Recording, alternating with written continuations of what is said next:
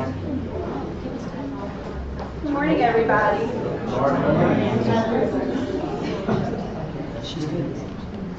Thank you for being here. It's exciting to see all of you, and there's a bunch of people on our live stream today as well, so thank you all for being here in person and virtually.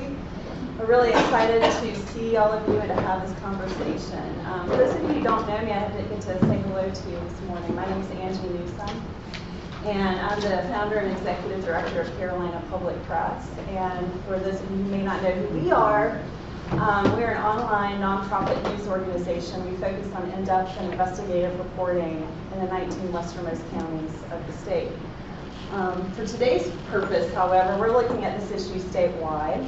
So that's why there's a lot of people here on the live stream from all across North Carolina who are interested in this issue, as well as those of us here in Asheville and western North Carolina. So we're excited to bring this conversation to you.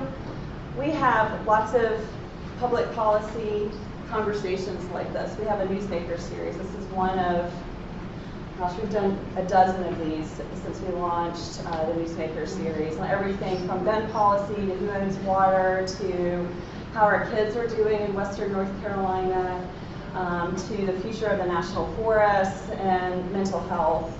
This is actually the second forum we've had addressing mental health, and this one, of course, is focused on housing issues. So we really feel that news and conversation goes hand in hand, or should go hand in hand, and we are really proud to be able to bring civil and civic dialogues to the communities, to our community, about the topics that we're covering at Carolina Public Press. So thank you again for being here, and I hope you'll keep track of us and come to our future events. The next one we're having will be in August, and it'll be on domestic violence.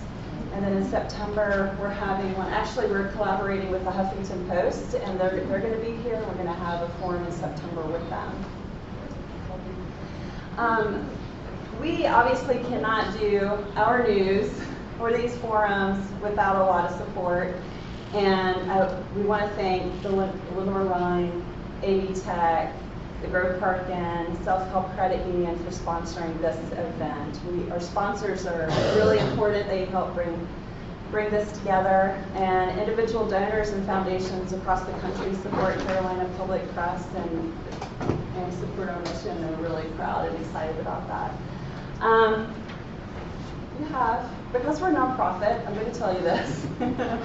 On your chair, you have a little flyer that talks about a big challenge that we have right now, which is we're trying to raise $25,000 by the middle part of August. We have a matching grant challenge from the Ethics and Excellence in Journalism Foundation. So if you all have never given to us or want to show your support, your gifts will be matched dollar for dollar. So it's a really great opportunity to help us survive and thrive and bring these types of events and news to you. So thank you all again for being here.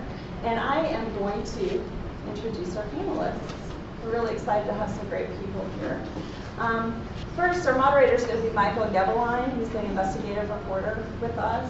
And he and Frank Taylor, who's our managing editor, have been working since January on a big investigative. It's a statewide investigative project taking a look at adult care homes across North Carolina. We're going to be releasing the first part of that series next week, so I hope y'all will stay tuned about that. And it will likely show up in other news organizations across the state, because we do share our content with lots of people, lots of news organizations across North Carolina. So they've been working like crazy, and I'm really excited to release that next week.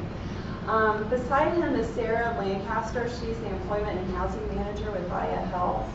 And beside her is Marti Knisley. She's an independent reviewer with the United States versus North Carolina. Y'all may remember in 2012 that the state entered into a settlement with the U.S. Department of Justice about this issue. And she'll be talking about that settlement and what's been happening since then. Next to her is Julia Gibson. She's the Senior Long-Term Care Regional Ombudsman. That's a mouthful, Julia. I love my ombudsman, so she's with the Area Agency on Aging. I just love saying the word, really. Beside her is Susan McCracken, and she's the director of the Lincoln County Department of Social Services, and she is the former, as of 2016, right, Susan, the president of the North Carolina Association of County Directors. So we're very excited to have this group of people with us. Our panelists are always incredibly knowledgeable. We'll talk with them. Mike is going to moderate a conversation with them for an hour, and then we'll open it up to a Q&A with all of you and people who are joining us through the live stream. They'll be texting in some questions. So without further ado, I'll turn it over to Mike, and thank you again for being here. All right, we'll jump right in. Many mentally ill individuals in North Carolina are housed in adult care homes alongside people with other sorts of long-term care needs. What's valuable about that approach and what's problematic about it? And I would like to hear about the overall approach, not about issues necessarily with the state's oversight of the homes. So, anybody who's... Well, I think there are some positive things about intergenerational activities and having people, we don't want to separate people by diagnosis or by age. So there's some positive things about it, but it has to be coupled with appropriate staff training and enough supervision so that people receiving adequate treatment so that it's a positive interaction when they're together. We don't want to put frail elders with people who have behavioral health issues that are not under control. How, when you have a situation like that where you might have somebody with a diagnosis that may cause them to become volatile at some point, alongside, like I said, maybe a frail elderly person, how is the system in place now to sort of handle that situation? Well, let me jump in for one second and just maybe add to the dilemma side of it. And I agree, separating individuals living by diagnosis, we have a long history of that not working. So I think that while it's not an more integrated setting, it is more integrated than a single population.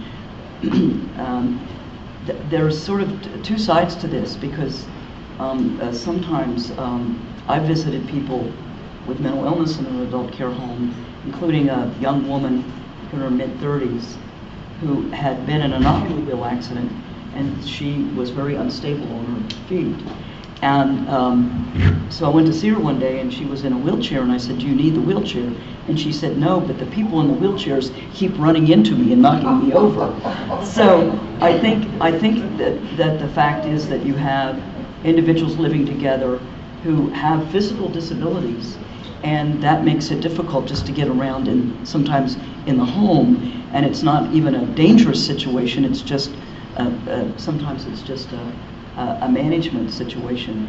And you also have situations where people on the dementia spectrum might also present challenges and not have mental illness, but it may appear to have mental illness. So it's kind of a mix, and it is a challenge in terms of management. But I think it's all the populations together where that would be a problem. And I think the personal touch, connecting with the person in the home, is the best thing that you can do. There's not a lot you can do therapeutically in a large home, unless but that personal touch where you can have contact with people seems to work the best. I'm looking at my colleagues over here who spend a lot of time there, and I think that really helps. Michael, I think you were asking about oversight of those facilities, of adult care homes, family care homes. Right. And that responsibility was given to social services many years ago as the development of adult care homes, of family care homes, came into being, as there was, I could go back in history because I've been around a while, and remember people talking about old county homes, which developed into facilities that care for this population. And we're talking a population of mental illness, IDD, and the frail elderly and disabled. And that's what they have thought was their responsibility over the years. But oversight, in part, happens at the county level. We were given the responsibility to monitor. We do not license. We assist individuals who are interested in operating a facility to become licensed, but we do not license. That is through the state of North Carolina Health Service Regulation. But we do monitor, which gives us some authority. Many will say not enough authority, because what we do, everything that we see, decisions that we make, is turned over to the state of North Carolina, and it is their decision whether something is considered a problem or is not considered a problem. We work with Health Service Regulation, who come to the counties and help us to monitor. We help them to make decisions on the care that's being provided or not being provided. Is the facility safe? Is it clean? Is it comfortable? Do the folks have the independence they should have? All the things that we want to see happen in these facilities for adults who still want to lead those independent lives as much as they can, but also need to be safe and be cared for properly. That has been a battle over many, many years as to our agreement or disagreement with the state as to what happens in these facilities and what doesn't happen in these facilities. And it will probably be an ongoing battle, but I can tell you that social services, we want to remain in the mix because those are our communities. There's been some effort over the years to remove social services from any responsibility. We have fought that because those are our communities and we can be there every day when we're needed. So that's basically what we do. Is it a perfect situation? No, it is not.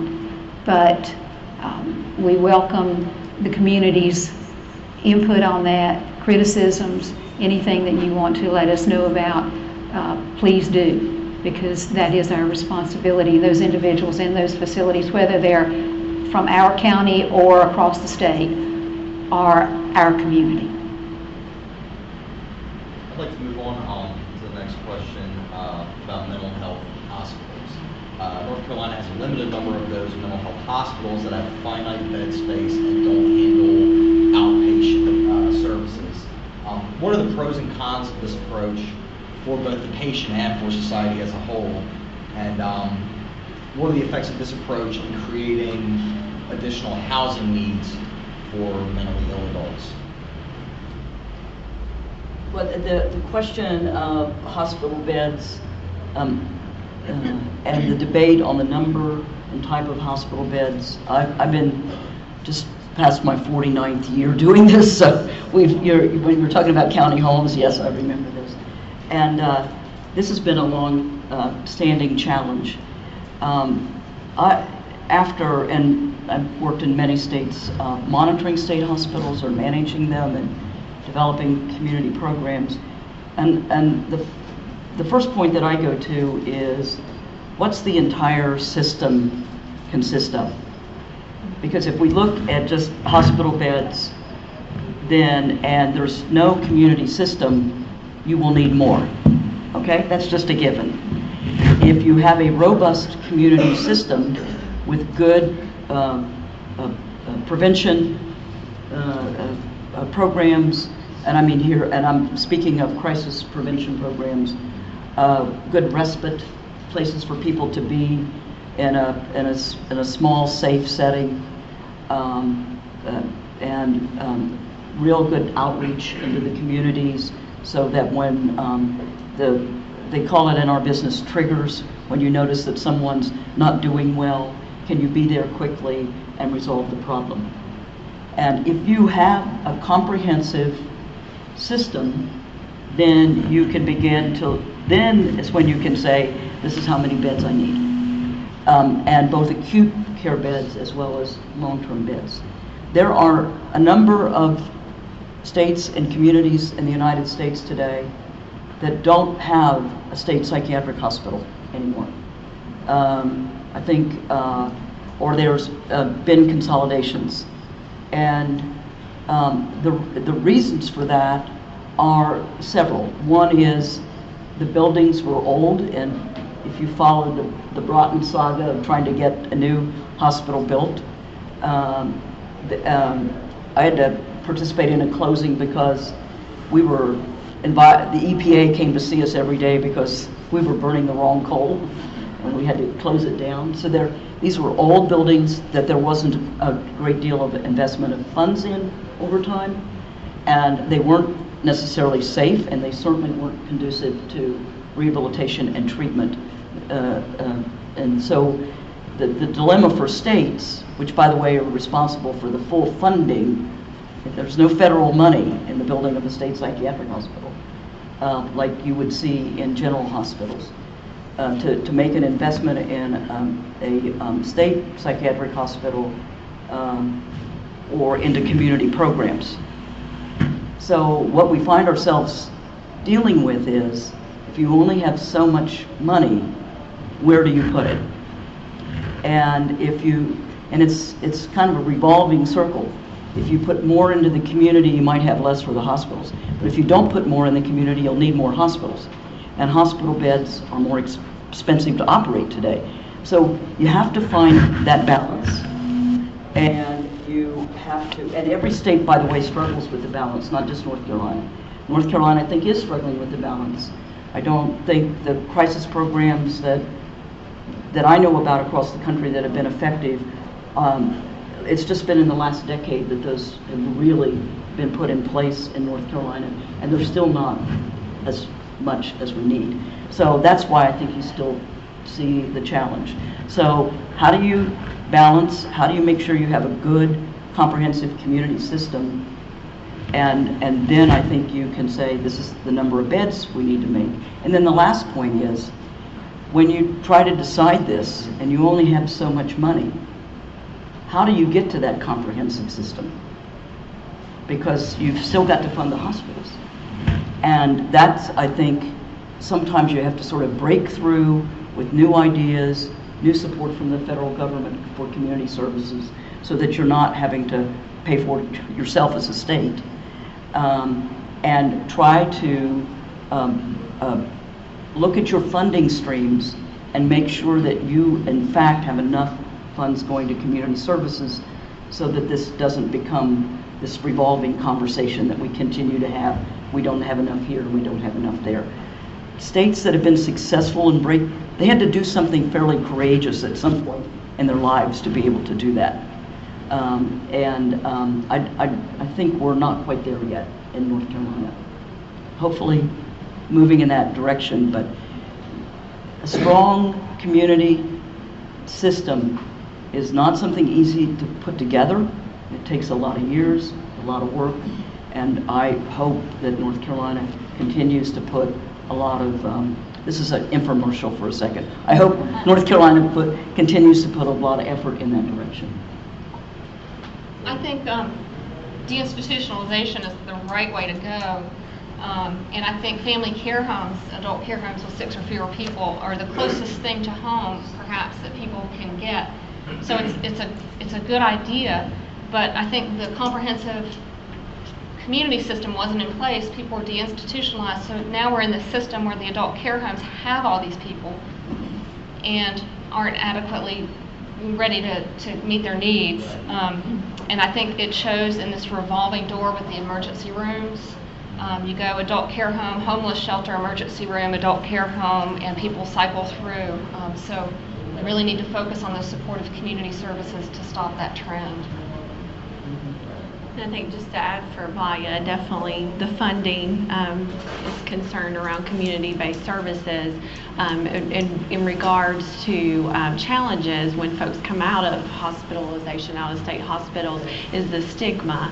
Obviously, the reasonable accommodations that we look at with part of our Transition and Community Living Initiative team, where we have in-reach in the state hospitals, helping to identify how do we transition folks, integrate them into the community of their choice, but also given the fact that they've been in a state hospital, there's that stigma around, well, how do we get community-based supportive housing providers the training and specific training that they need to be able to accommodate and support, to ensure it's the appropriate setting to meet their level of needs. And so I think that's definitely with collaboration. I think I'm losing here. There we go. With collaboration amongst community agencies, our comprehensive care centers and providers on Vaya's end, as well as our residential providers. Obviously, state hospitals is a part of our continuum. Folks that are incapable to proceed, instead of going into the justice system, that is huge in regards to that stigma, being able to get the treatment and care that they need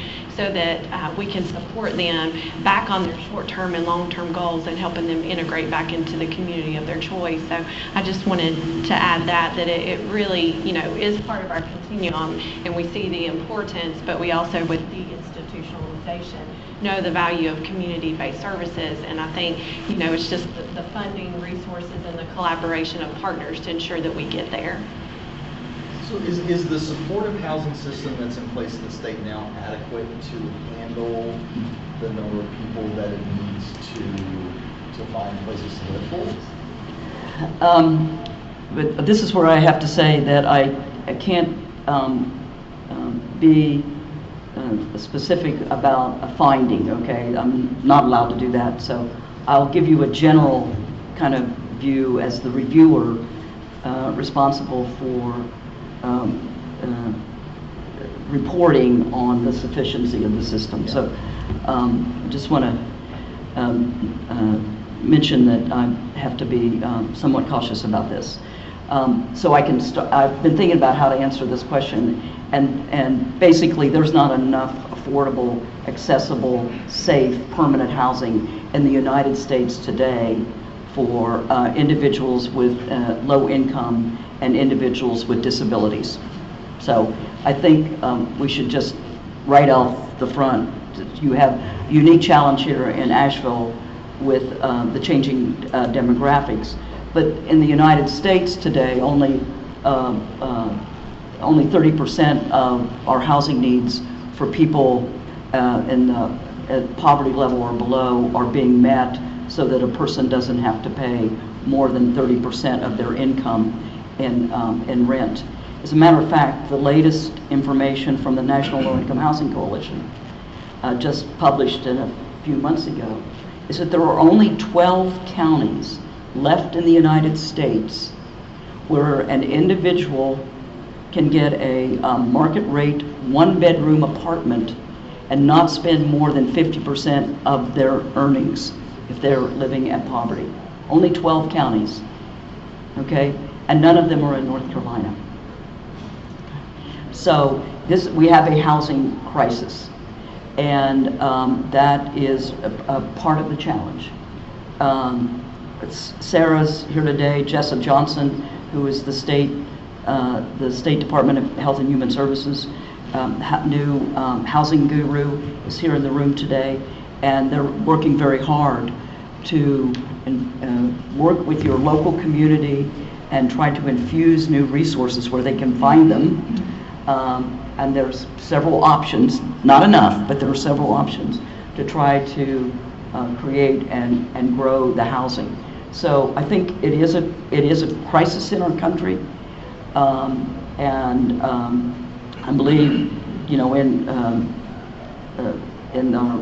in Western societies, we're probably pricing people out of housing in a more dramatic fashion than other countries, just because we have such a divergence in income in the United States. So that's one issue. The second issue is the housing that we do have. is sometimes not adequate or safe.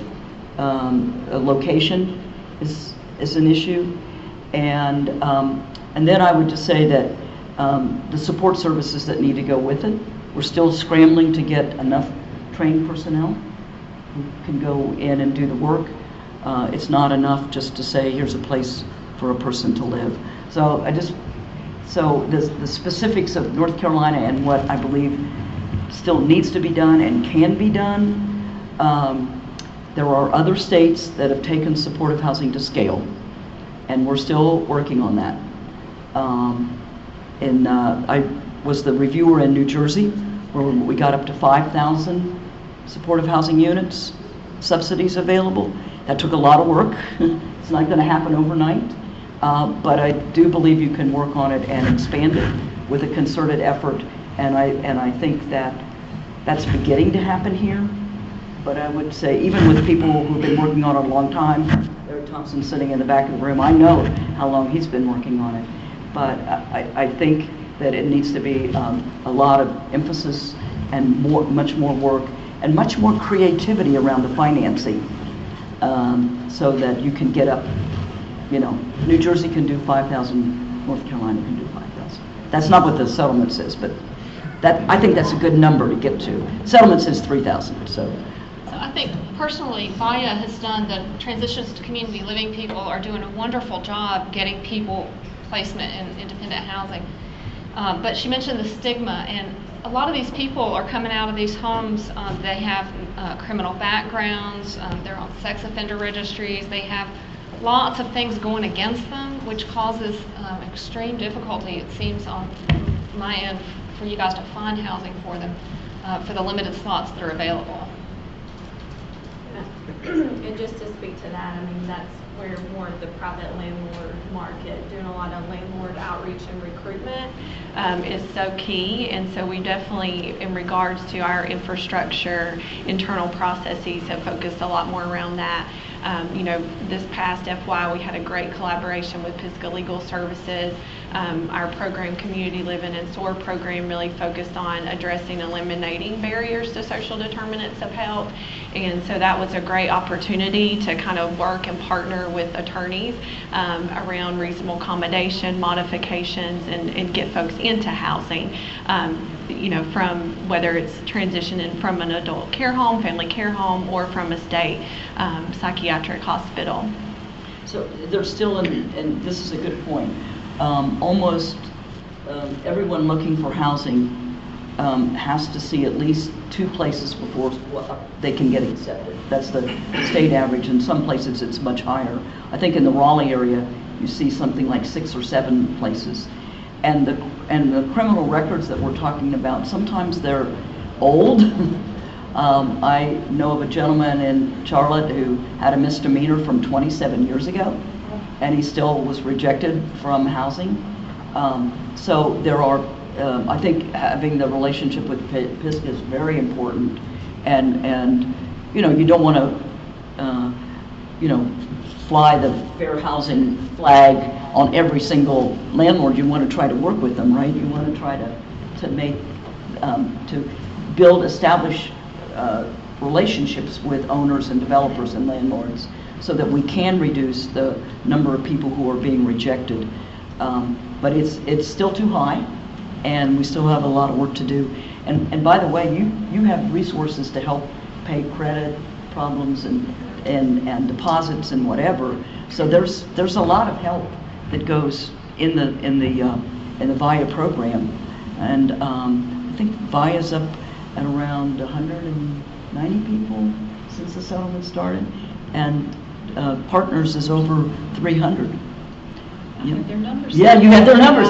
They'll be more than happy to share their numbers with you, won't they? Yes, I did. So I guess the answer to all of this and to your question is no. There's not.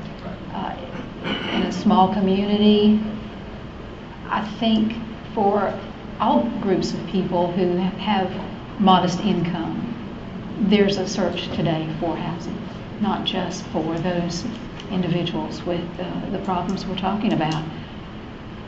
So I wonder, and I was thinking about this because if you take this back to the context of adult care homes, family care homes, what might be group homes. We developed in North Carolina a system that depended upon those facilities to care for folks, to house people when they had nowhere else to go, no one else to take care of them, could not take care of themselves. We supported that for many, many years. And today, the concentration is moving out of those facilities. And when someone wants to and should not be there, absolutely, let's do everything we can to see that they are as independent as possible. But if we don't also concentrate on making sure they are the best facilities that they can be, that we have the best facilities licensed, and we as a state also support them, then we're going to lose part of our history of how we take care of people. And not everyone can go back into the community or should go back into the community. So I think we have to have a balance there too. An array, as we would say, an opportunity that people are cared for to the best of our ability to make sure that our citizens are cared for properly, so that we have options for people. I know that's not absolutely the most popular thing to say today, and I do support anybody being independent, but I think we also have to realize that there are other ways and concentrate on other things too, and make sure they are the best and that they are providing the best care. Because when we can't just talk about the housing, we have to talk about those services that are available, or those services that are lacking, those wraparound services, those support services. I have seen situations since we've been working through all of this where someone starts out with all of those support services, but then they're lost. So we have to keep those going. We have to have the supports, we have to have the proper housing, we have to have transportation. And in small communities, when you're a county that stretches 40 miles long, there's not transportation. How do we make sure that everyone has what they need?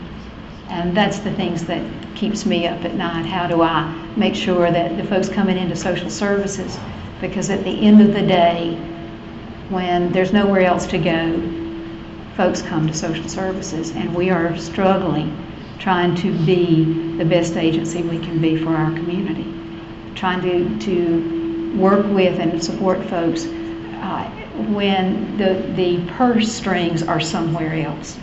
So how do we make this all happen between us, between the communities, and for these individuals? I think just, excuse me, just to add to the collaboration with adult care homes, our geriatric and behavioral health team partners with adult care homes to go out and do core competency training, talk about mental health first aid, along with the aging process as well. But that's a great opportunity in regards to the workforce, and we're only as good as the staff that we have on site, that we've hired. And so I think it's so crucial with the limited resources that we do have. We have certain grants and funding, and that's one of them in regards to the education piece with our GERO team in collaboration with adult care homes. So it's really crucial that we keep those intact, because that's really enhancing the quality of care that's being provided in that array of service. And of course, touching a little further on the appropriate to meet the person's needs. So there's going to be folks that we support that need that level of care, that need that 24-hour supervision. And that's crucial that we have adult care homes and family care homes and resources. And that we also, within the continuum, residential continuum, that we have group homes, and we have supervised living apartments, and we have WNC Housing Board, where we support 72 individuals to live in scattered sites throughout Buncombe County. And I think, that it takes all resources and the entire array throughout the continuum to really meet the needs of our most vulnerable citizens. One of the resources we haven't talked about as much is healthcare. the individuals in our sample of people that we've seen in adult care homes, and I pulled names randomly to go out all over the state and see. So in adult care homes, the average age is 59 of individuals with mental illness. So you're, by that age, I can testify, you're going to have one or more chronic health conditions, and we met people who had 8 chronic health conditions that needed some kind of consistent and sometimes daily assistance from a nurse and a team.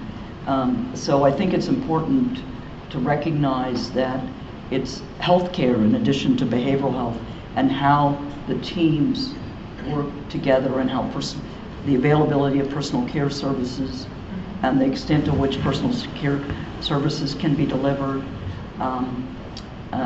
We're having conversations now about adding more occupational therapy support, so we can, skill development really requires not just a helping hand, but real skill and knowledge for people if they're going to improve their executive decision-making and instrumental skills.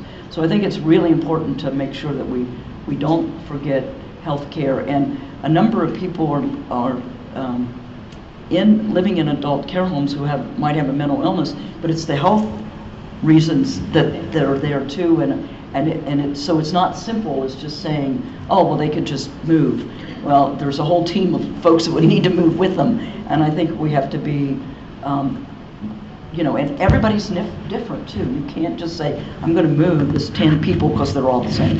That's just simply not the case. So you have to be, I think, very specific, very focused on what does this person need, and go from there, rather than saying, we have this, we have this, we have this, right? I mean, that's the integrated whole person. Yeah, right, integrated whole person approach. Yeah. Because otherwise, we'll miss something. And when I go out and look at the records, I rarely see anyone who's not doing well in the community just because of their mental illness. It might be that their diabetes has become an issue, or they begin to have one of their illnesses deteriorate, and they're just not able to make it. So I think that's really, really important. And sometimes we think this is a simple process, and it's not. No, this is very, very complex.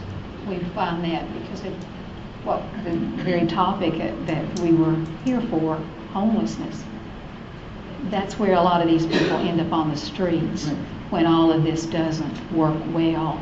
Yeah. And I am seeing in my small community more and more individuals, younger, mentally ill individuals who have nowhere to go, that are on the streets. All the way to my concern for some of my foster children who will end up on the streets soon if we can't put all of this together and make things happen. And it's sad to see individuals under the age of 30 whose only choice is the street or an adult care home. If we had to pick a group of people for whom we would pledge ourselves to do better with, it would be our young people. Their lives are in front of them, and when that's sometimes the choice. The motel, bunking with friends, being on the street, or going to an adult care home. And sometimes they'll push back about going to the adult care home to remain on the street. And so we just have to do better, I think, as a whole. Again, it's not just about North Carolina, and it's certainly not about all the work that you all are doing, but it's really a problem. If they're not linked to public benefits on the homeless side, they would not have funding to even, right, that to be an option for them. That's correct. That makes it even more. Then you got to go through the benefits process. Oh, yes. So we've made it kind of difficult, haven't we? We've made it very difficult. If I could tie it back to adult care homes for a minute, just listening to the complexity that we're talking about here, people who have multiple physical ailments and mental illness, and they're aging, and we're putting them in an adult care home where the staff member is not a nurse, not a CNA necessarily, may have no mental health training, and they're trying to meet this person's needs 24 hours a day. So it's not an ideal situation. They need we need more day programs, more mental health support services coming in for these people when they are in the adult care homes. I'd actually like to expand on that, because we certainly recognize that adult care homes are not ideally suited to provide for the therapeutic needs of some of the residents inside them. What can be done from a public policy aspect to improve that side of the care that's provided in adult care? I would love to see a qualified mental health professional be required to be in every facility. Of course, I know that's a reimbursement issue, and I don't know what that cost looks like, but I think it's certainly needed.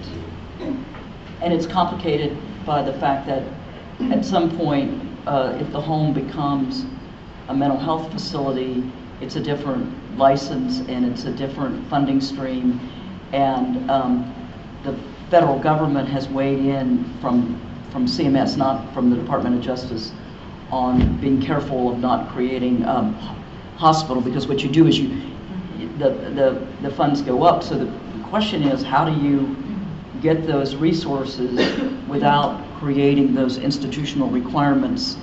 And that's, I think, what you've talked about with your Gero team, I think is a really good idea. So the geriatric team does provide training, but it's not mandated. Yeah. So Right. They offer mental health first aid, and we had 60 facilities, or 60 people from facilities in Buncombe County last year came and took the mental health first aid class, which was fantastic. But those were voluntary, it's not required. So there's a ton of people out there that don't have it. And in Buncombe County, we have 62 family care homes that are open right now, and 41 of those are basically for those with mental illness. So whether we say they're licensed that way or not, that's what they are. And everyone knows that. Yeah. Yes. So, yeah. So the idea is to avoid turning these facilities into, quote, hospitals. What's the solution? Is it expanding services that are based in the community so that people in the homes can receive the treatment that they need in the community rather than actually inside the home? I mean, I think, of course, you have to have robust services, and given kind of our landscape, financial-wise, always is a barrier in regards to funding that can be provided to support more community-based services, both as it relates to outpatient or day programs. And, I think it gets challenging, like what Marty is indicating in regards to kind of keeping the two separate, because you want to be able to have the community-based, sort of community treatment, community support team coming in, transition management services, as well, to be able to support folks, and also they have to meet medical necessity, so you have to go through that care management process as well to be determined eligible, which sometimes folks within adult care homes may say, well, they definitely need this level of care, but within service definition criteria guidelines, they may not necessarily need that level of care. So it's kind of, that goes back to the staffing and the education and support, is how collaboration wise can we come together and be able to support each other's efforts in regards to supporting the most vulnerable and ensuring that the services are available. Of course, we do have gaps in services. We have a rural community that makes it very challenging in regards to distance to travel to psychosocial rehabilitation programs. We've had in the northern region some of our providers that kind of eliminated the transportation issue and transported folks that were in adult care homes to the PSR, as closest to the facility. So I think, it obviously, there's a lot to be considered around public policy, and it starts with the finances, as well as, like Julia was indicating, some mandates around education. I know one of the challenges and I'm having major challenges with it. I'm going to hold it until I stop talking. But one of the challenges too is the credits, the continuum education that's required in adult care homes. Is a lot of adult care homes may not necessarily want to provide funding for that training period, and so they have a lot of online classes, and we have a direct course for our paraprofessionals, which has also been wonderful and definitely key to moving the system forward as it relates to services that we provide. But it's also important to have time to discuss cases. What's a case study? How did you resolve this matter? What could you have done differently? And so I think that's where it has to, going back to Julia, it would be important to have more specific requirements around education. Part of our GERO team, we have a licensed clinician, registered nurse, so there's great value and it's free. So we definitely would like for more of the 62 family care homes in Buncombe County to at least, maybe during a staffing, it doesn't necessarily even have to be part of the continuum education, but to be able to come out and educate and be supportive. I would say something very sort of down at the ground level specific, and then something that way up here in terms of public policy. But I think that the more the family care homes, and I think there's a great opportunity there. And I actually looked up your numbers too. You do have a high number of family care homes here in Buncombe County and in Western North Carolina. And the more the homes and the owners are a part of your community network, I think the better. The more there's not a us versus them, and to the degree that sort of maybe even DSS bringing people together a little bit. We've talked about that in several counties where I've been. I think that's really important, that the homes be a part of the community and that people have an opportunity to get the services they need. I'm going to say just one thing up at the highest level of public policy, and that is that people with mental illness are still second-class citizens in this country. And we still treat people with mental illness as a shadow population. And I have a good friend who worked on the parity and the recent healthcare reform, and the battle to try to get as many resources for people with mental illness as might be available in this country for people with a healthcare problem. There's still a difference, a big gap. And I've seen, this to the Carolina Public Press folks, sometimes I've seen the expose say out of the shadows. And that's really true. When people were placed far away in adult care homes or psychiatric hospitals, which, by the way, have you ever seen one in the middle of a city? So, far away from their community, from family, from home, people have lost their social capital. And so being a part of the community again is actually one of those social determinants of health. People will be healthier. We know that. And so I know that's kind of way up high in the sky kind of public policy, but if we could all sort of, step back for a second and think, what have we done to welcome people into our communities and into our institutions of education and work and faith-based educations and just make them more a part of our world again. What a difference that would make. And to say it's as important to have those services funded that are necessary, whether somebody's living in a home or they're living in the community, is really important, and I don't think we're there yet. So I think that goes back to, Susan was speaking earlier about the value of having DSS monitor adult care homes versus the state. I know our local DSS has an education committee, and they provide a lot of training for the adult care homes. They also, the DSS workers are social workers, so they help take those, when they find a problem, they help connect the people in the adult care homes with the resources they need. So while I see the need for more state oversight, I also see how the DSS monitoring of facilities really helps people be connected to their community in a lot of ways. Yeah, I'd like to expand on that a little bit about the autonomy that DSS agencies have in terms of inspecting facilities. And we came across some cases where that DSS agencies have that responsibility for oversight of the adult care homes, and the state might take information that it gets from DSS about deficiencies of the facility and kind of sight unseen levy a penalty or a fine against that facility based upon that report. And is that, do you feel that that system is, and that autonomy is beneficial? The autonomy that the county can do their work Yes. and make a recommendation. I do. I do. Not that we don't, and I'm speaking generally, of course. There's always weaknesses and always strengths to everything we're talking about. But I've never seen a group of folks in a county that did not care about what happened in their county and did not care what happened at those facilities.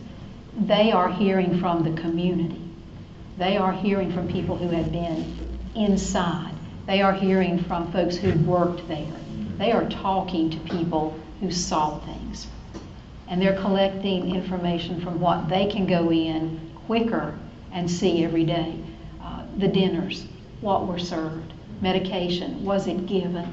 Do folks have the opportunity to leave the facility, to be outside, to have activities, to be treated as we want them to be treated, and for them to be independent?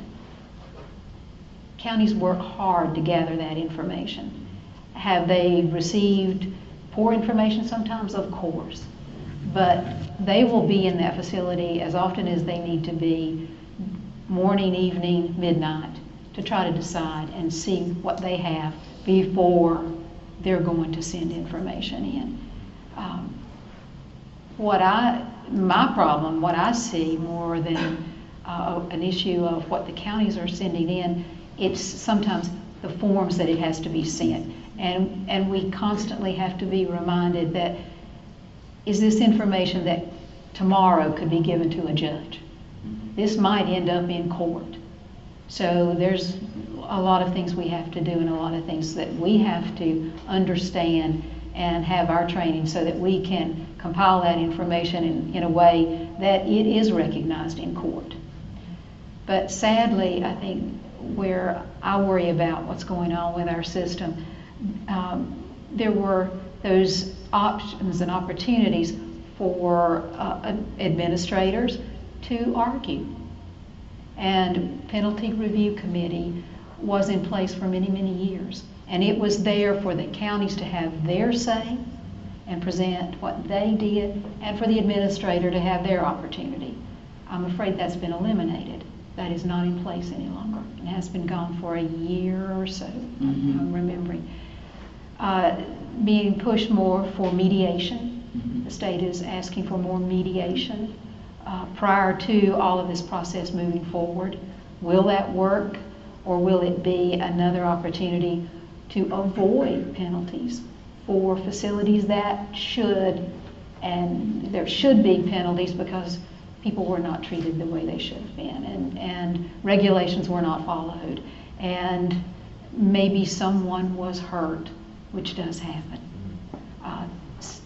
So I think we have to, that's another place we need a balance of the county's opportunity to find problems, search out the information of those problems, send them to the state, and the state saying what they need or don't need, but understanding that the counties mean for that information to be proper and correct, and it not be overlooked or somewhere forgotten. We could all tell stories, I'm sure, about those facilities that should have been penalized, that should have been closed, that were not. And the lag time. And the lag time. It can be a year and a half between the time DSS finds a problem and somebody is actually fined or saying. Yes. Oh, yes. So it's a long process. But I think that's also important to show the local level, because you guys are in there, you're providing some support, technical assistance, ensuring that folks are following the Adult Care Home Bill of Rights within the homes. And I think, you know, we've had great experience with local DSS in Buncombe County around when we do have sudden closures. And had there not been that local level and presence, it would have been very challenging to ensure that folks did not end up homeless, that they actually were transitioned into either another adult care home, if that was the level of care and what was appropriate to meet their needs, or into the community integrated. And so I think in regards to, there's definitely challenges there, but I think the local presence is so key. And then also you guys have an advisory committee that meets, that talks about burning issues, concerns, rules, regs, and the county is highly involved with commissioners and everyone being supportive, because it is their community. And I think that just, you know, precedent on that it has to, for me, it feels like it has to stay local, because these are our citizens, folks that we are supporting. This is our community, and they're part of the fabric of our community. Agree with you on that. We've seen some movement last couple of years or so when a facility does close, that we're all working together and can jump on that as quickly as possible to make sure folks are cared for as they have to move. And sadly enough, I think we haven't given consideration to those individuals and what it means to them to have to be moved, to have to be relocated, to be taken from what was their home, good, bad, or indifferent. It was their home. And we talk, this is something that I seem to hear myself saying a lot, that we have worked very hard when we're talking about children to consider trauma, to think about what needs to be done to help children through trauma. But we do not talk about that when we talk about adults. We do not talk about what we are doing to adults, whether that we're moving them 3 and 4 times, whether we're placing them somewhere they don't want to be. No matter what the situation is, we don't give consideration to how we're dealing and assisting those adults. And somewhere we have got to, and forgive me as I preach, but I was a long-time adult social worker, that we treat the adult population that we're talking about with as much consideration as we can. About 70% of the people that we've seen about 300, somewhere between 310, 320 people in the last couple of years. We pick names randomly and go out to see them. About 70% have experienced trauma. And I think we've done better in the last 20, 30 years in identifying domestic violence and some support.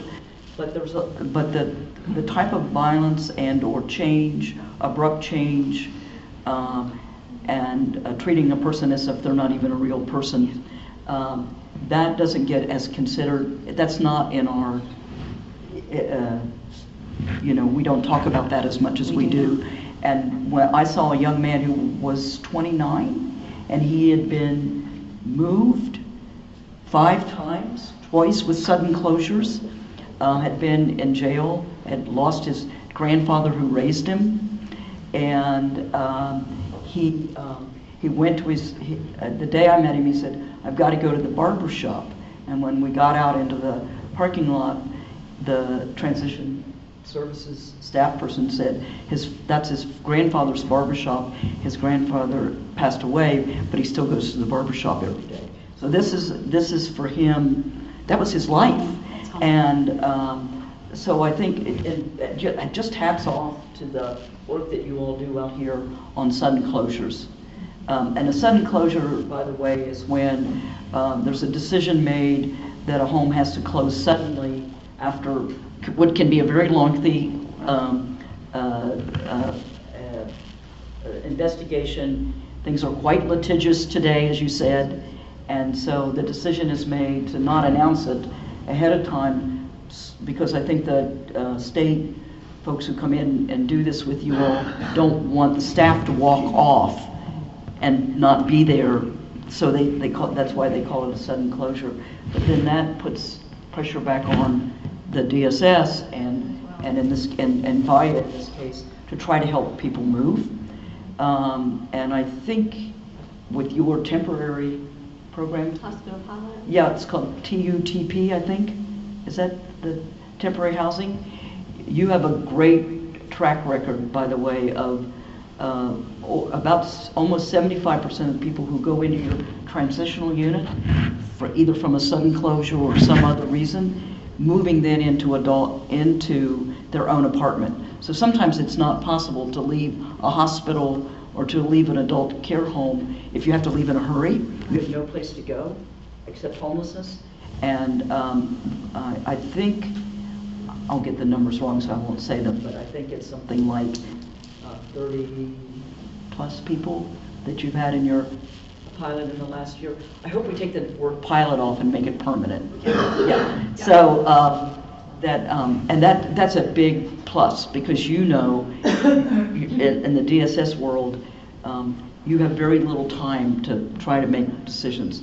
But I sense, and I haven't been doing this very long, that this whole process with your finding issues or DHSR finding issues has gotten quite litigious.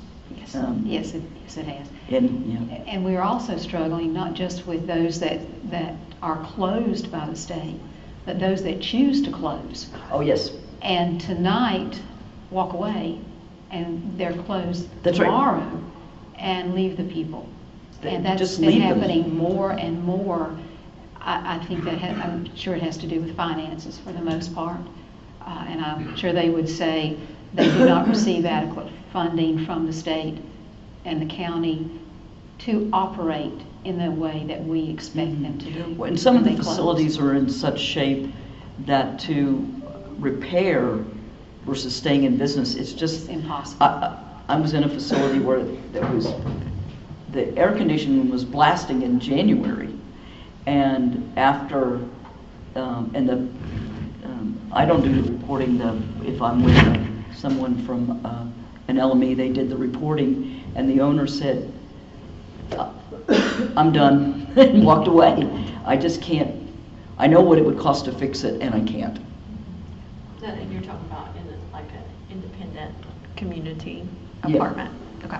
Yeah, no, I'm talking about an An adult adult care care home. home, okay. Yeah, an adult care Okay. home. They're The closing adult care home walked it. away. I think there were maybe There's one 60, here. 70 people. Yeah. It was on the other side of the state, so I'm not.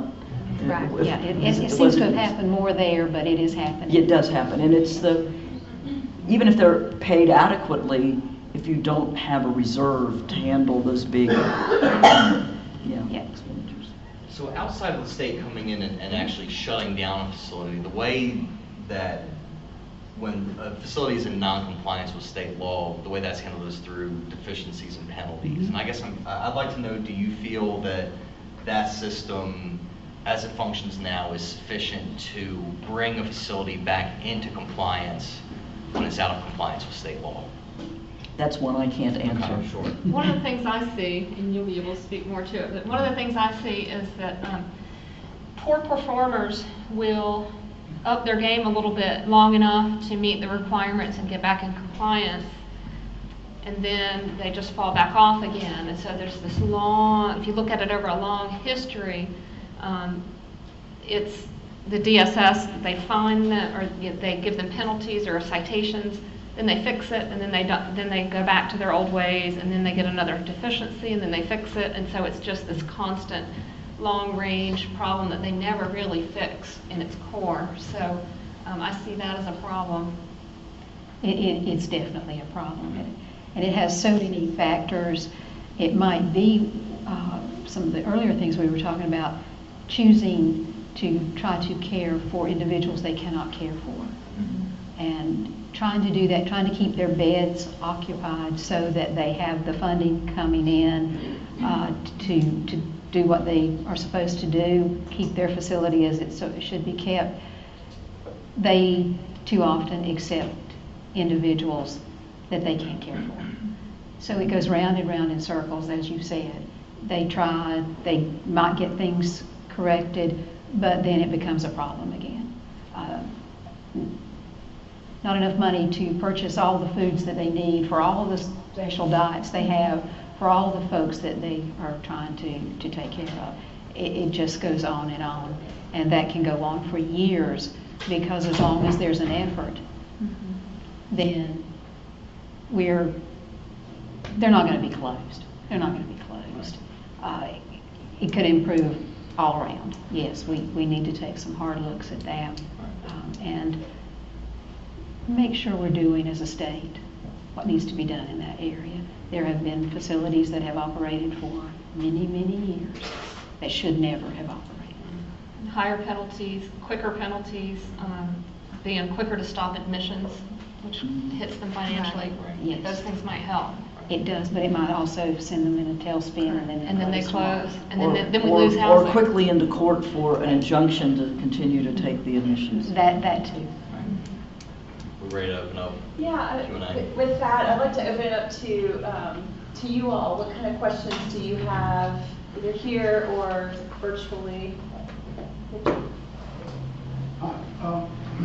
I'd just like to say that I appreciate many of you have been doing this for your whole life, and I appreciate that. But it almost sounds like we're talking about like you're from a different state or something.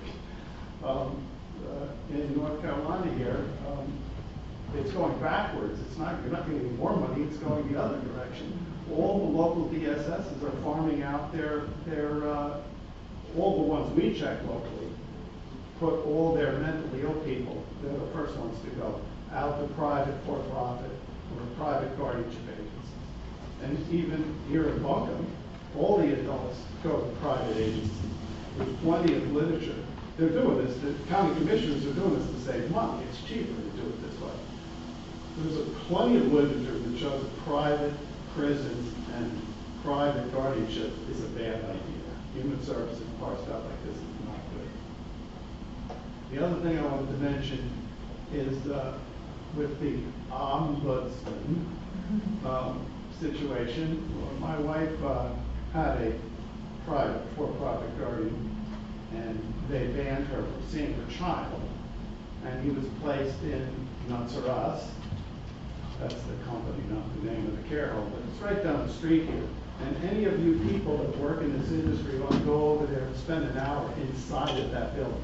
You won't take any food out of your pocket and eat it or touch anything.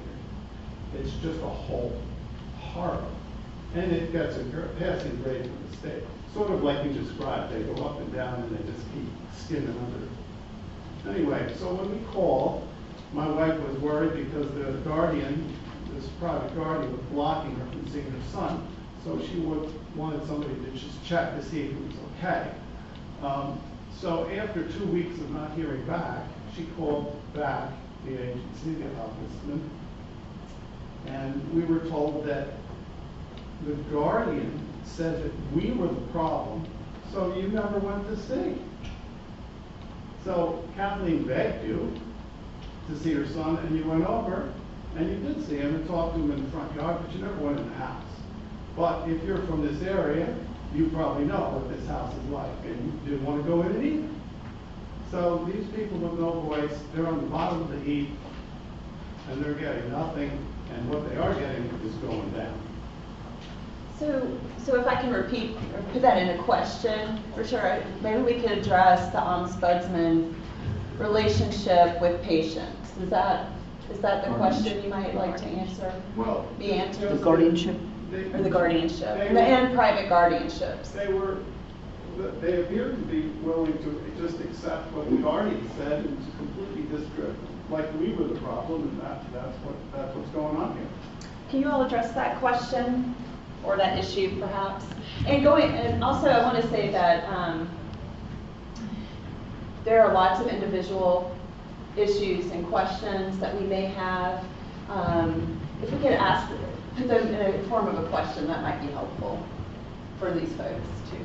So speaking of the ombudsman program, I don't know about any particulars, but the goal of the ombudsman program is for us to be a voice for those who don't have a voice, and to advocate for them. And we always work for the resident. So we always, if we get a call, a complaint, a concern, we always have to see the resident, and we go by what they want, whether they have a guardian or not, because even people who have a guardian, still have capacity. The guardians should be helping them make decisions, not making all their decisions for them. And those are the kind of things that we look out for.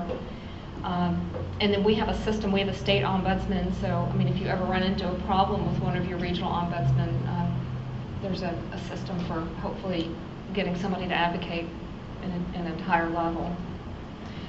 Can you discuss the private guardianship program and how that operates in conjunction with DSS or with the adult care homes and patient advocacy? That's a lot. Yes. That's an awful lot. Take one portion of that, if you will. Let me start with guardianship, because that's an area that I know more about when we're talking these issues. And I don't like to start out talking about something and sounding like I'm complaining that it's not my fault because there's no funding. But I will say this because it goes back to everything we've talked about. What do we care about as a population? What do we think is important as citizens? And I will tell you that there is no, and I'm saying no, federal funding, federal program that funds or assists with funding guardians to care for these individuals. There is no state dollars, no funding that the counties receive for that purpose. There is an opportunity with social services block grant money, which is a federal program that is very old and that is attacked every year. The Fed's trying to do away with that program, that we can use to hire staff to act as guardian to take care of folks. Aside from that, the only way that we have staff, the only way we have services in many cases is through county dollars. That's it. So the counties are trying to fund this work, and it is growing every day. We are given the responsibility for individuals 18 up who need someone to assist. It might be certain areas that they need assistance, or it might be that they cannot speak for themselves in any way. Social Services is the only government agency through general statute that is set up to accept guardianship. It used to be in conjunction with mental health department, senior center, but no longer. It is just social services, and that was through general statute.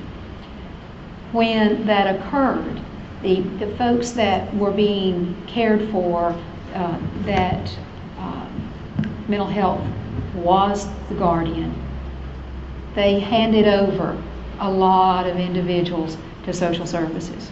We had to choose. Could we manage all of those individuals in our system? Or could we work with some private companies, corporations, who had decided to take on and had done a lot of that with mental health? Could we work with them to also accept and take on the responsibility for individuals? Because a lot of the folks that we're talking about had mental illnesses, IDD problems, and the proper agency was mental health and not historically social services. We agreed that they had the skills, they had the understanding, they had access to services we did not. So we agreed to that arrangement. They are working with social services to accept folks that we would be the guardian for.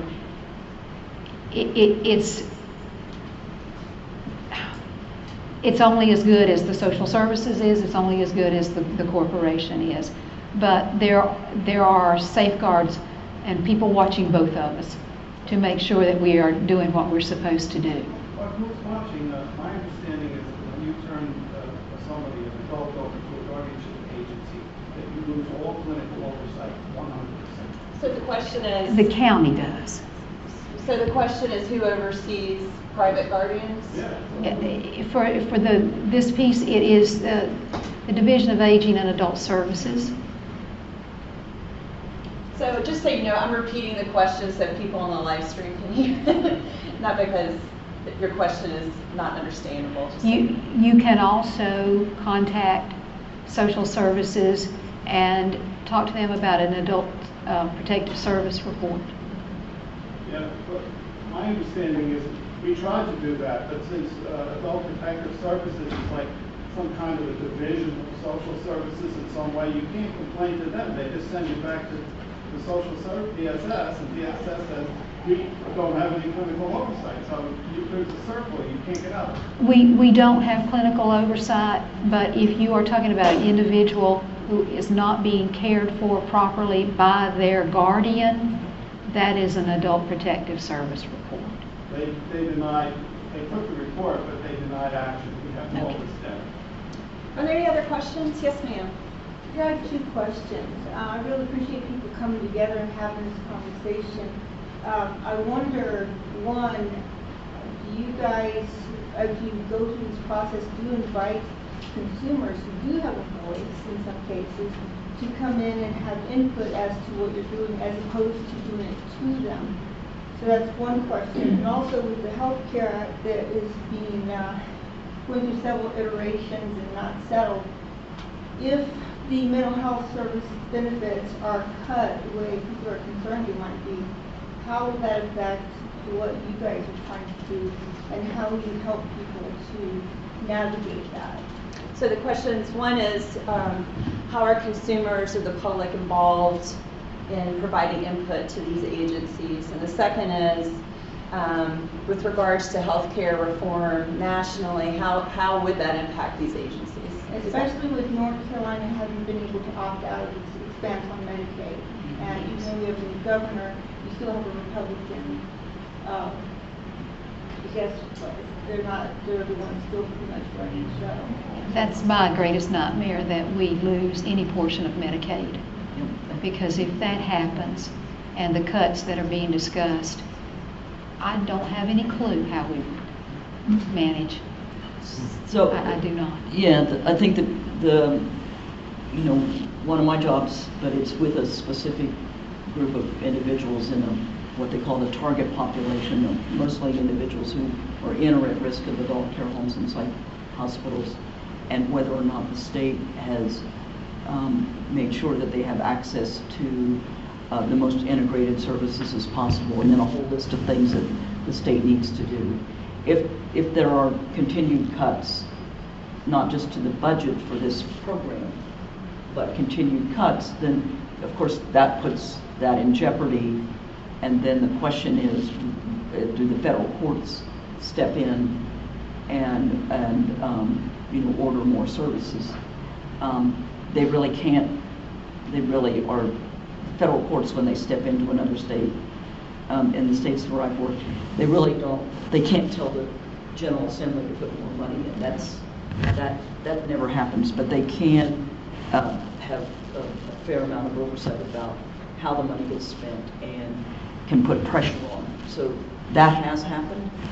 The environment we're in today, I don't know how far that would go, even with federal courts, because you have to have someone as bringing the case. And if it's the Department of Justice, how far can they go, or other folks go? So, and legal remedies have unintended consequences too. So you really hope that the state can do it on its own and not have to force the situation. But I think what you were asking is, could that situation be forced, and if so, how would that be done? It's happening all over the country. I think there are 40 plus cases like the one I'm working on in the United States today, because we haven't adequately resourced our programs and our services and housing for people with disabilities, physical disabilities, to developmental disabilities and psychiatric disabilities. We just simply haven't done it. And the looming, I know that there's a lot of press here in North Carolina right now. I think I can say that going over what I should say in this kind of a forum, that's worrisome. I'll leave it at that.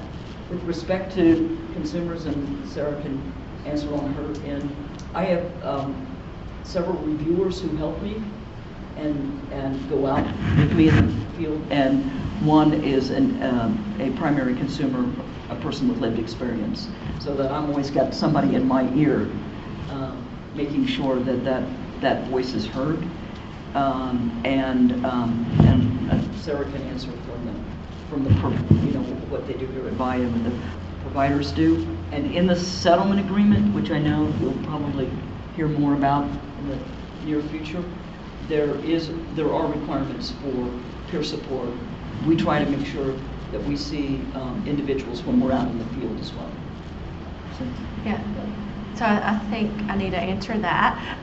So in regards to Vaya being very person-centered in all that we do, in our vision and mission, we of course have our Consumer and Family Advisory Committee that meets on topics just like you're discussing in regards to the climate, the landscape, what are we going to look like in the future as we evolve and we look at specialty population care. So I think in regards to funding, obviously that's a hot item at the moment in regards to being able to continue the level of services and quality, but also knowing that we're dedicated within our capacity and means to be able to continue to provide and manage those services and funding as well as the policy around. So does the pending potential cuts, does that not violate the American Disabilities Act?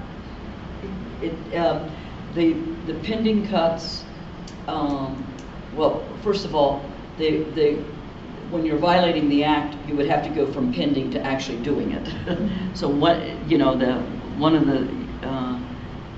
of the issues here is if additional cuts were made that resulted in individuals who were not able to live in the community, who it would be appropriate with the appropriate level of services to live in the community and not live in an adult care home or remain in a state psychiatric hospital or other segregated setting, yes, that violates Title II of the Americans with Disabilities Act. There was an investigation here a number of years ago where the Department of Justice said, we believe you're violating it, and the state and DOJ entered into a settlement, voluntary settlement, where the state didn't say, we have violated, but we will do these things. That's the normal way it goes, unless you go to court and it's tied up for years and years and years. So they agreed to certain things that they would do. And so every year I review to see if they're doing them. So, and my review for this year will be out in the fall. To the degree that they're not able to do them related to funding, is not, the state can't use that as an excuse. Well, we just didn't have the money. That's not allowed in a case like this. So the question is there not, if they don't meet a particular requirement, is that because of the lack of money, or is that because the right pieces haven't been put in place to get it? And it's a little bit of both sometimes when you're looking, like if there are resources that can be brought to bear and the state's not taking advantage of them, I consider that to be a serious issue, particularly in housing or services that they could provide. Then there's a whole issue of, like, say, let's take housing, for example. You get more money, you still have to make it available, make sure people can get it. Services, you need to make sure you have the right people in place to do it. So it's kind of layers, but yes, there are ways to do that. Short answer. Question here. Yes, let me ask you this.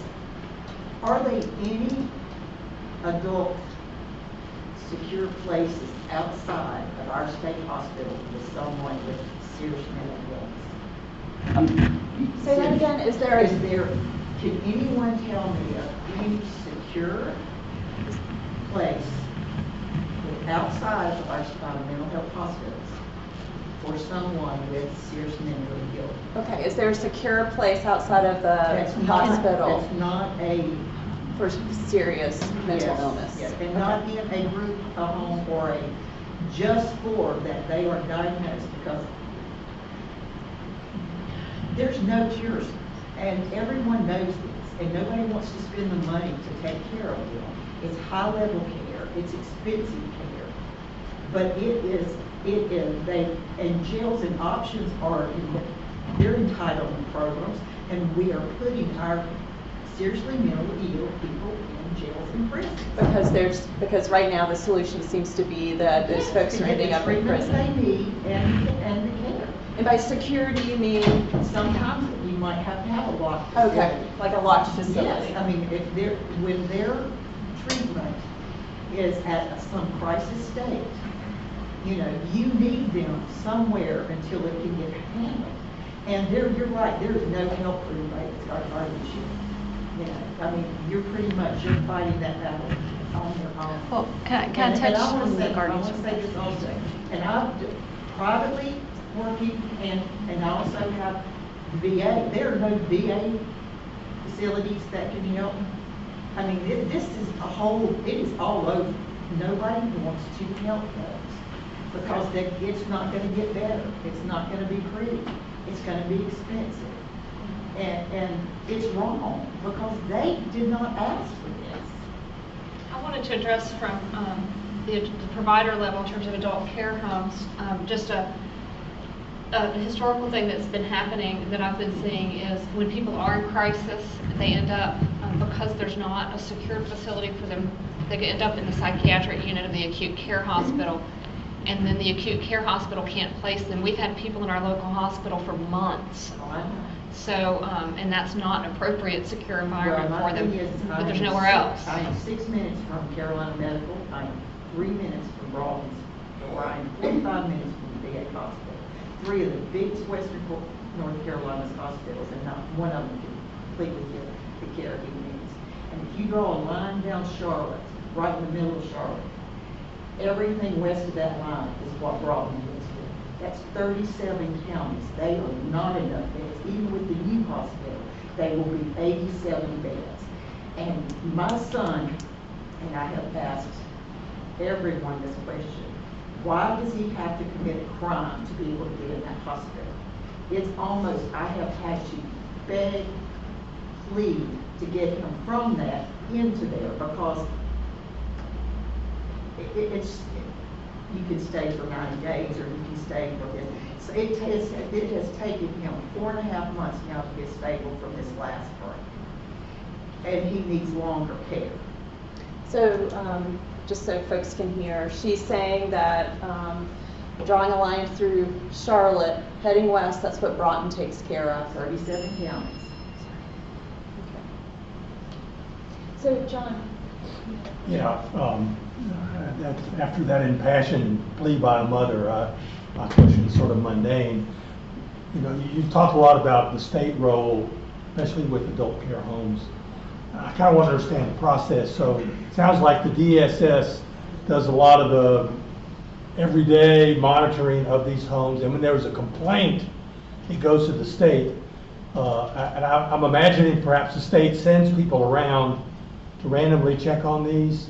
And anyway, it sounds like you're a bit frustrated with what's coming from the state, that these fines are too slow in coming and decisions are too slow in coming. So I'm trying to get at your critique of the state role in all this. I think years of frustration, it shows sometime, and maybe it shouldn't always. But yes, the complaint process, if someone reports, they might report to the state, they might report to the county. This would be an individual family, say. Yes. Yes, you've been in a facility and you saw something that you felt was inappropriate. Typically, the state, they do not have the staff to send folks out to, because you want to do these quickly. Yeah. You don't want to wait. They send it back to the counties. The county is responsible for managing that complaint, providing the information that is necessary to the state. My experience, it can be done very well, and then also there are times when I don't think that the state health service regulation acted as quickly to ensure that the complaint was taken seriously. But we do try to work together. We do try to improve that. I think they would tell you that they have their own limitations and difficulties, and staffing and moving across 100 counties can be very, very difficult. And there's a lot of political aspects to this, and we're talking about who has some political clout and who doesn't, and what happens generally in this area as it does in a lot of areas. If I could speak briefly to that, what I see I feel like I see the social services people, maybe if they had a little more bite behind what they did, if they had a little bit more power to regulate, in charge. Yeah, then Yes. I think it might go more smoothly, because they're the ones that see it so frequently, it just feels like they're banging their head against a brick wall when they don't have the power to do anything. And the second thing was, if I see not just from county to county, there's differences. There's so many. It's one county Department of Social Services can cite a lot of deficiencies and another one doesn't, and I don't know what all that's about. But I would think that maybe some better training and more to level the playing field, so that all of the folks who are surveying facilities are doing the same thing, because they're not. And it varies from one adult home specialist to the next, honestly, even within a county. And even with DHSR, because there was a recent overturning of a DHSR decision because another home might have been looked at differently than one home. I think the whole matter of oversight is, I kind of helicopter into these issues, right? And I see them in a lot of different places. When you have a strong DSS, then that's when you're going to see a really good oversight, I think. I totally agree that the problem is that there's 100 DSSs, Yeah. and that means that you're going to have some variability there. And then DHSR, as faced with a lot of these litigious issues these days, so if they didn't find every home that they reviewed the same, but there was some variation, the owner is going to say, you treated me differently, and then the whole thing gets thrown out. Yeah. So I think it is tough, It is tough. on the regulatory side now, and it at least from where I'm sitting, I don't see a quick or easy answer to this. No. I don't. There hasn't been in all the years. If there was, you would have found Yeah, it by we now, would have right? found it. We would have found it. Well, this is a follow-up question from Doug Harris, who's joining us virtually. It's a broad one. Maybe Julie, this might be best for you to answer, perhaps as an ombudsman. But given the funding that does go into the system right now, is there a better way to spend that money? Is there a different system that perhaps we should be looking at for that funding that we have? Care. For long-term care? Mm-hmm. Wow. Or maybe If anybody wants to might have a. Because I haven't seen a lot of models in other states that are very Well, different. this is a very interesting question. Some states don't have a large adult care home program. They may have more family care, but the states today that have the large adult care home programs have been the states that have been most challenged by these the ADA, because it's kind of hard to manage the adult care system and meet the requirements of the ADA. So there are states that invested heavily in supportive housing and group homes versus adult care homes, and they have their own challenges, don't get me wrong, but there are states that do very, very intensive in community, sometimes involuntarily, because back to the lady's question is, what can be done to keep someone safe and getting to services in the community. But the outcomes of very strong Housing First community services with supportive housing, they have better outcomes and people stay longer in the community with those programs than the other models. So there are models out there that work with, and family care homes being a part of that. And Smaller is definitely and better. Smaller is definitely better. And then I think you can get away from some of the regulatory problems that you have. Mm-hmm. If you have strong community systems, then that I think helps with the guardianship, because I've met guardians who are they're case managing. It's not a guardian issue after a while, they're case managing. So I think there are models that do work better, and a strong supportive housing program. It may not be independent, folks. People say, well, that's independent living. You're there on your own all the time. Not necessarily. There can be a lot of services provided, somebody there every day, and a respite facilities available when things aren't going well, so you don't have to go straight into crisis mode, and all kinds of options there. So I would just say, yes, I do think there are models that could be explored. To add to that, just models and research and studies, the Chassois French at Home in Canada did a great study around the Pathways New York model. Yeah. And so I would definitely advise you guys to kind of take a chance to review and look at the outcomes. It talks about housing retention, which is about 77 to 84%. And they took around 2,000 members that were experienced mental health challenges and physical impairments, et cetera, and did the treatment as usual for a percentage, and then also kind of a housing first mix of supportive housing, similar to like 811 PRAC leases that we have within North Carolina. And they really looked at the outcomes around emergency departments, state psychiatric hospitals, retention of housing, and just really astounding evidence that obviously housing first works.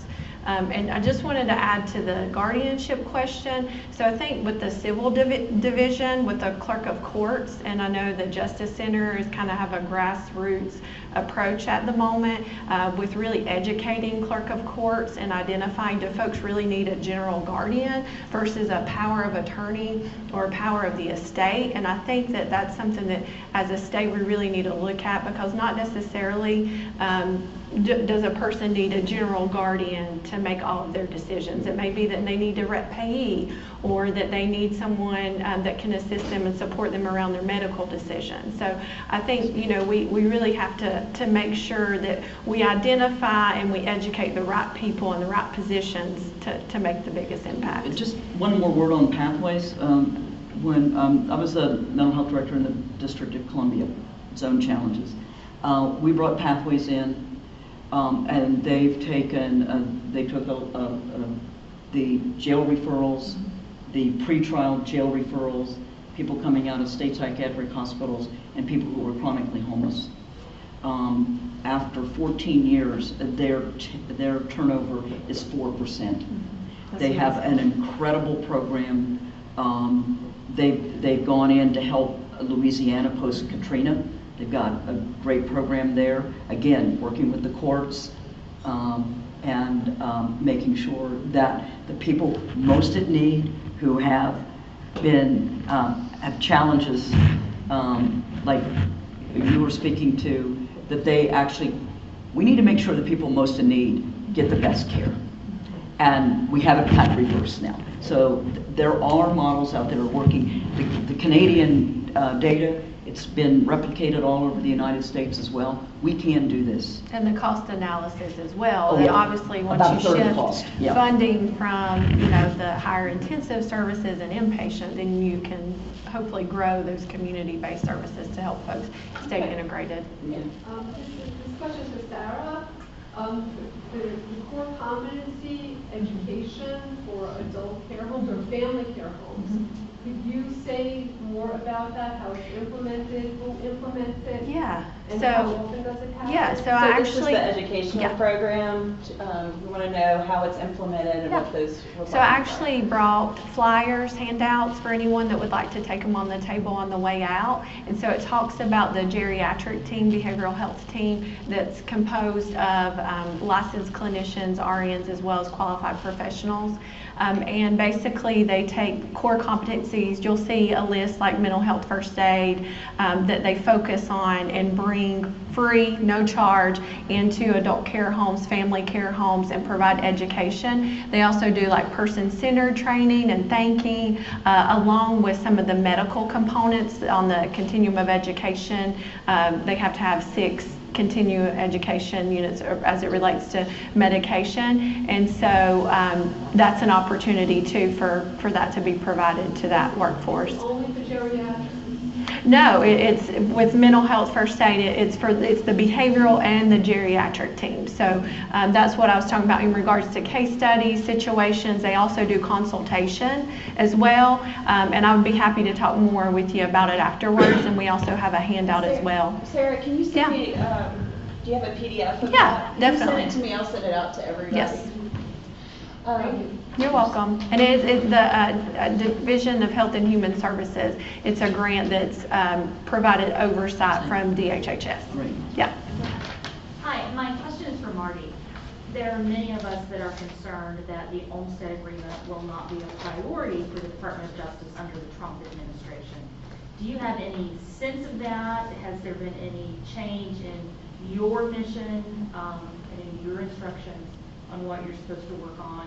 How would you react to that concern? So the question is, will the Olmstead settlement, voluntary settlement agreements still be a priority under the current presidential administration? Well, I'll say something and kind of light about it first and then get to the heavy end of it.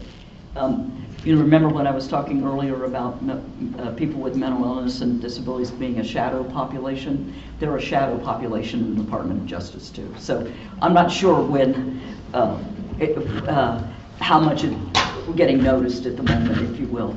But on a more serious note, my role as independent reviewer is to review the state's compliance with this agreement and to report on it annually, and that I'm not influenced, well, I'm always influenced by both sides, but I make my findings independent. So it's not that the Department of Justice could tell me how to make findings or the state could tell me how to make findings. That would probably result in the settlement not having a positive impact for me to respond to that pressure. So, and by the way, no one's made that pressure on either side, okay?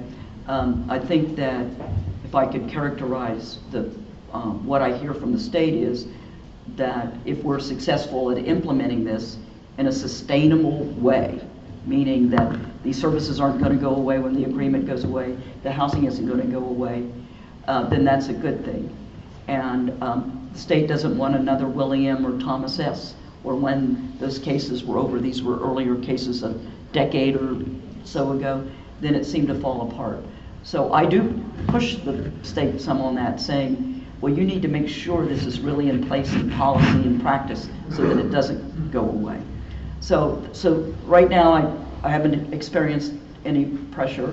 There's a lot of talk, as you can imagine, about it, and there's no issue in front of the DOJ at the moment where they would be pulled back or where I've seen them be pulled back, the attorneys that I work with. That doesn't mean that it wouldn't happen in the future. I think we're all watching that. But there hasn't been, you really can't, there's a lot of talk, but until they would take an action, you can't really tell if there has been an impact, and they have not. And I check with the reviewers in the other states. Nobody has seen that yet. So I think that we don't know, is the short answer. but I'm certainly not being pressured. Obviously, everybody, you know, if there's a problem, DOJ wants me to identify the problem, and they kind of remind me of that all the time. And if the state's doing well on a certain item, they remind me of that and want me to report that as well. So that's just the nature of the business. I think there's something even more that I could say about that, and that is that the Americans with Disabilities Act passed in 1990. The Olmstead decision was a Supreme Court decision that was made in 1999, and it was brought by two women in Georgia who were in a state psychiatric hospital. The treatment team said they could move to the community, and they got the Atlanta Legal Aid to help them say we need to move to the community. The state fought that because they were afraid that they didn't have enough resources for everybody to move to the community who were hospitalized but no longer in need of hospitalization, according to the treatment team. So they fought it all the way to the Supreme Court. The Secretary of Human Services at the time was a gentleman by the name of Tommy Olmstead. That's how we got the name. The Supreme Court's ruling was in 1999. It's been upheld in every court since then. So there's no reason to believe that it wouldn't continue to be the law of the land. DOJ, Department of Justice Civil Rights Division, didn't get involved in seeking out legal remedies on Olmstead until 2009. So there were many other organizations, disability rights, disability law organizations, who were bringing Olmstead complaints and asking for remedies. So even if something happened in this case, I don't think that absolves this state or any other state from their legal obligations under the ADA. So it's, and in the case of Georgia, there's a second Olmstead case now, because they didn't do the first one particularly well, even though both women, by the way, moved to the community and did very well. One is an artist, actually. So the short answer is we don't know. This case, the agreement is scheduled to end on June 30th, 2020. Okay? June 30th, 2020. So we'll see where we are then. There could be a negotiation then, a continuation. They could go to court. There's all kinds of things that could happen. But between now and then, I plan to be out working with everybody and doing the reviews and seeing how things are going and writing my reports and hoping that that builds up not only the case, if you will, but also I've been involved as a mental health director when we were able to settle one of these cases with an improved system. Jessa Johnson is sitting right behind you. She got a chance to work in Arizona where they settled the case, where actually people got more services and it really worked. Because that's it at the end of the day. I work for the people. I'm independent, and as long as I can continue to do that, we'll do that. There's just a few things I want to mention. We both work for Goodwill, and a lot of people don't really know what Goodwill does. We have a veteran services. We have people that have a disability. We have a day program for them to come to Goodwill, and they take them out into the community, and they go bowling, they go see a movie. So there is a program like that, and we also work with people in the justice system that's coming out of prison, which is specifically what I do, and I teach in the prisons. And something about the prisons that I've learned is there is a shift right now where they're going towards more rehabilitation than just punishment. So even though they're not classifying it as mental health issues, there are programs like Thinking for a Change, there's substance abuse issues, because mental health is so broad that like, depression and substance abuse can be considered a mental illness, and then you get all the way up to hearing voices and schizophrenia, and there's a lot of that in between. So I did just want to mention that, but also with DSS, the people that are coming in saying they have a mental illness, are they being diagnosed? Who's diagnosing them? Because I also know it's extremely difficult to diagnose a mental illness at times. So the question is, when someone arrives at DSS, who does the diagnosis? If someone comes to DSS and says, I think I have a mental illness, What then? I took it as more of how do you identify within the homes that someone has a mental Yes, illness? are Okay. they being court ordered to go to these homes? Are they Oh, volunteering? Are they oh. being That's okay. diagnosed? So, I mean, there's a pre-admission screening resident review process that takes place, and there's a level 1 and a level 2. And so within that, an assessor on the first level, it could be any professional, clinical wise. On the second level, there's actually contracted providers well, not providers, but a contractor that comes out into hospitals to basically complete the level 2 of the PASSAR. And then from that, it identifies that they do indeed have a severe persistent mental illness, and it roads impedes at least one of their daily living functioning, whether that be personal care needs, et cetera. And so that determination is made. So that's more through It's a qualified mental health professional. Yeah, a qualified mental health professional. But that's more on the hospital ground, and of course, to get into an adult care home, you do have to have a PASSAR number to be able to be eligible, basically to be admitted and approved. So do you think that's why the funding is so minimal for these hospitals? Because it is so difficult to diagnose a mental illness? For the homes or for the hospitals? For either. Well, again, the adult care homes are not just for people with mental illness.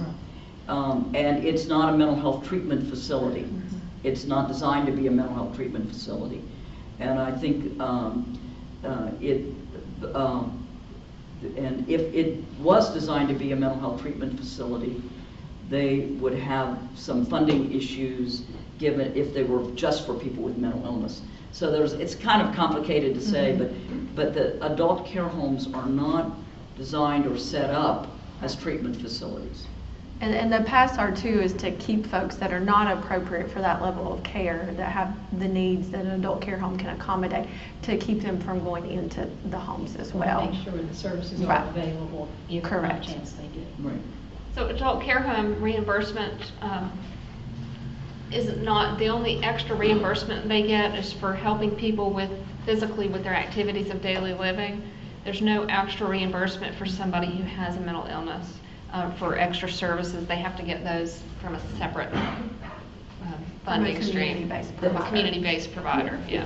And as a matter of fact, North Carolina ran into problems when they did try to do that several years ago, because then that takes you up a level of care to either a nursing home or a skilled nursing home or a hospital. So you have to, the reimbursement policies, these are mostly federal. They really, the homes are not considered treatment facilities for purposes of federal funding. So when you said, if I may jump in, you said there's 62 family care homes in Buncombe and 41 are for those with mental illness. Is that designated? That is not. That is just my experience. Oh, That's what kind of. experience. That's what kind of people are in there. Okay. And it's yeah. So de facto. Yes, Yeah. they're just And licensed. these are family care. Those are just licensed as family care with 6 or fewer people. Yes. Buncombe County has 22 adult care homes that have 7 or more people in them. And from my experience, 13 of those are primarily for those with mental illness. If they choose to serve. Yes. And that's part of the Department of Justice Settlement Transition and Community Living Initiative, is having the in-reach, meaning you go out, provide person-centered, non-judgmental choice, opportunity, educate about the system in regards to our world and what community-based resources are available, what it would look like to transition in the community of your choice, and helping folks to prepare and to consider community integration. So, I think just all of us being here together definitely shows that we are collaborating, and we, of course, Julia identifying that X number is for folks with mental health. We want to see that decrease and actually see more folks in the community of their choice and actually be the fabric of their community and not, just having a place to lay their head. And Vaya has staff who are called in-reach staff, certified peers, who go into the homes on a regular basis to talk to people about their choice, but it's voluntary to move or not, and then transitional specialists that help people move, and if they choose to move. And so those are state funds that fund those positions, and each of the LME MCOs around the state have those funds. And they are getting people home, and it's really good to see. It's really, really good to see people who've been in adult care homes for a long time, never wanted to be there, and they've got wraparound services, and they get to move out into an apartment. It's the way it should be. Well, with that, it's 10:30, and we'll end with that. I want to thank all of you for being part of this conversation, and all of you for your good questions and for coming today. We can spend all day talking about this, or maybe we do spend all day talking about this. Every day. Every day. Every one of these newsmakers at the end, everybody's like, I want to talk more about this. So I really feel and hope that you'll come up and introduce yourselves and talk to these folks. But I have a feeling a lot of you know these people. But thank you again, all of you. Marty, thanks for coming from Raleigh.